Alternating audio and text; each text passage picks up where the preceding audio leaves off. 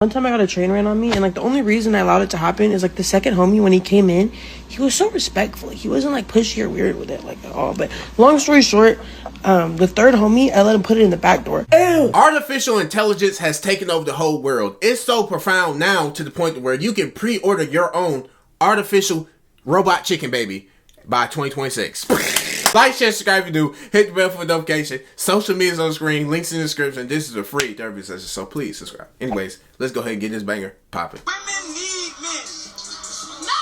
Jesus Christ. No. What not?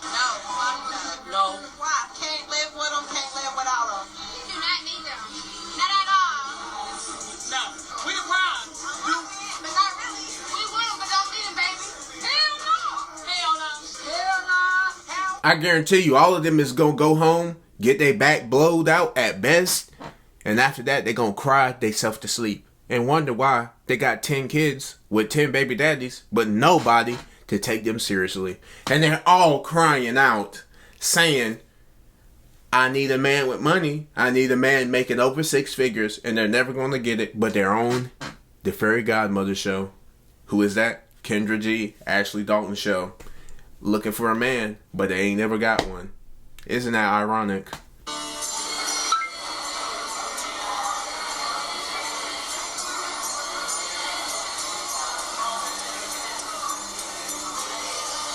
Why he put his hand on her face like that? She looked like she liked it. Yo, them robot's freaky as hell. Oh, nah. She gave him the choke me eyes. Oh, good lord. Imagine a world where humans and technology merge in the most extraordinary way. In Beijing, at the 2025 World Robot Conference, scientists revealed a groundbreaking humanoid robot equipped with an artificial womb. This robot can replicate the full human gestation process inside a high-tech environment. The prototype, scheduled for release in 2026, could revolutionize infertility treatments and reproductive medicine, offering an alternative space for embryonic development. But with innovation comes debate. Many are questioning the ethical and legal implications of using AI in human reproduction. How do we define rights for a fetus growing inside a machine? Supporters argue this could help countless couples struggling with infertility and advance medical research in unprecedented ways. The technology promises precision, safety, and new possibilities for life itself. As the world watches, this invention raises profound questions. Could artificial wombs become a common part of society? How will this change the way we think about life, birth, and human connection? One thing is certain.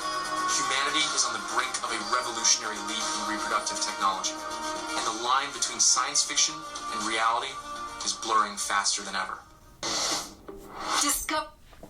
It's amazing that technology has gotten to this point, but it's scary at the same time.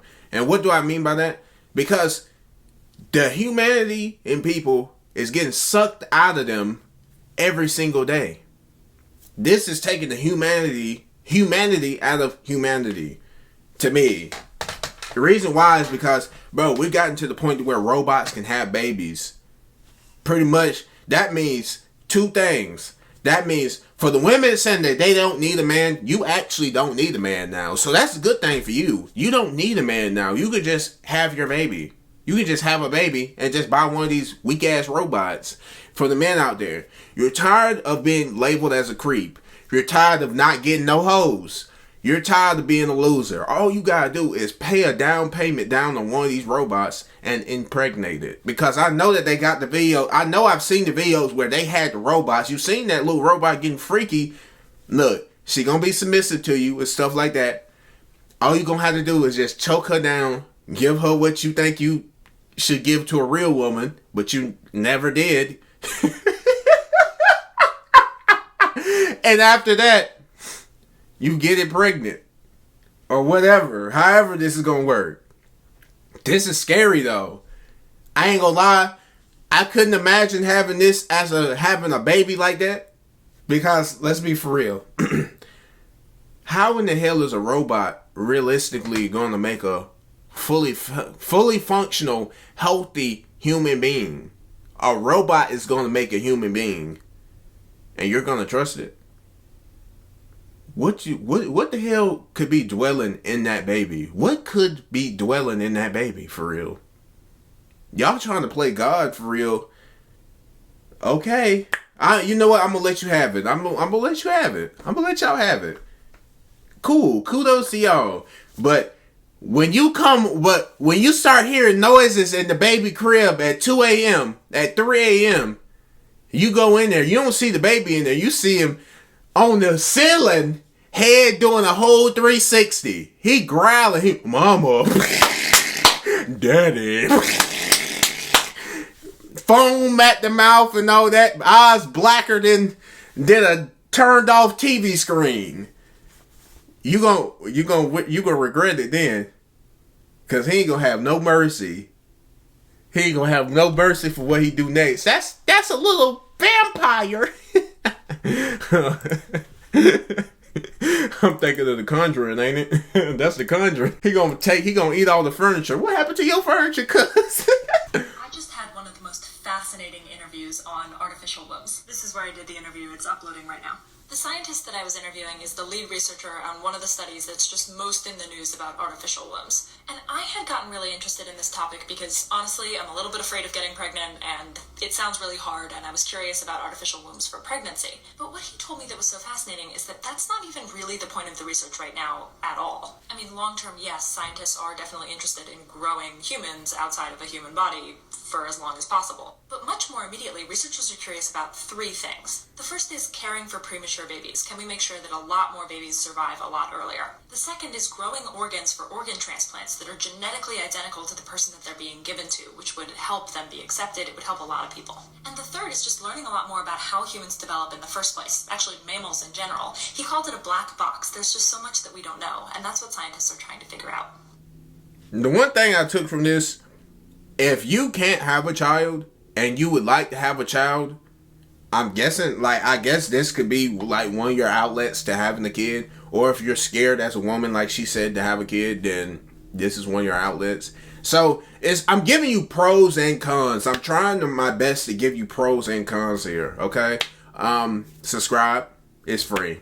Okay. This man has invented an innovative conflict-free bed that can only be used by two people. If one person suddenly gets up, the bed automatically makes some adjustments. If your girlfriend has cold feet, the bed will provide immediate relief. And if she experiences a nightmare that you can't resolve, simply pressing a button will help her sleep peacefully. Alternatively, you can use another bed with a similar result that uses large bolts. What is that shit called? The Bedinator? Dr. Doofenshmirtz ass that made that for real.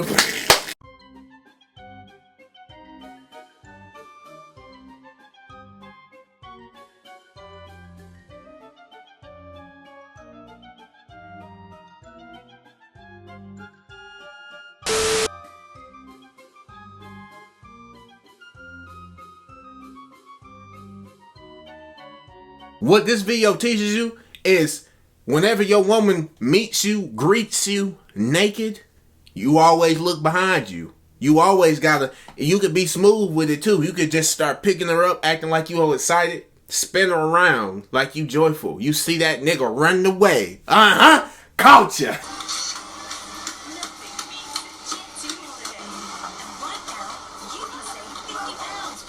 But he's squaring up with them boys.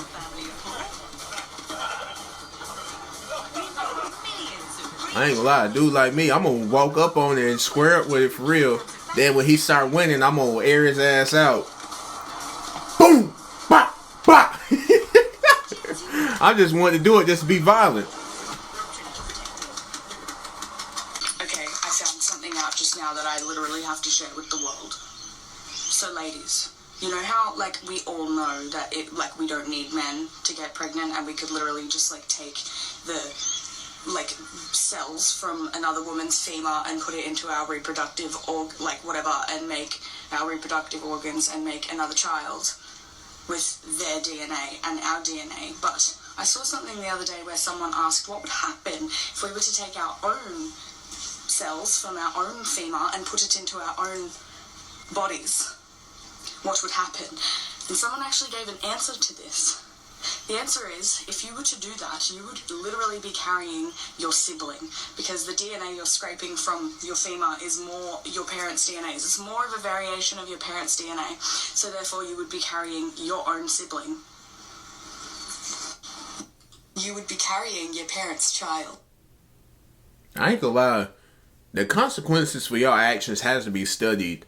Why the hell do you want to go so far into doing this? And this is the type of build that I expect to really go for this. The main types is like her, the boss babe, white girls, and the real golf emo girls. You know the type. They real husky, be having them ugly ass flare pants on and stuff like that.